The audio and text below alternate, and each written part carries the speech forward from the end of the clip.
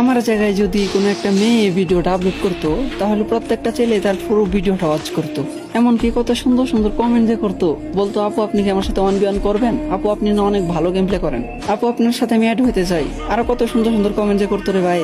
কিন্তু একটা ছেলে সারাদিন কাজ করার পরেও কত সমস্যার ভিতর দিয়ে একটুখানি ভিডিও করার চেষ্টা করে, ভিডিও করে যখন আপলোড করে যে এইটার আশায় যে হয়তো বা তারও অনেক ভালো ভালো ভিউজ আসবো, অনেক লাইক কমেন্ট শেয়ার আসবো। লাইক কমেন্ট তো দূরের কথা ভাই, ভিউজই আসে না, 100 ভিউজে যায় আটকে যায়।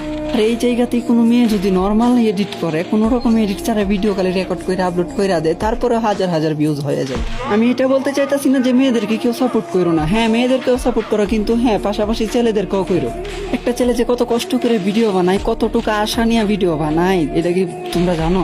আচ্ছা আমি অন্যদের কথা বাদ দিলাম, আমার নিজের বিষয়টাই বলি যে আমি 12 থেকে 13 ঘন্টা কাজ করার পরেও আমি কতটুকু কষ্ট করে ভিডিও আপলোড দেই তোমাদের থেকে একটু ভালোবাসার আশায়।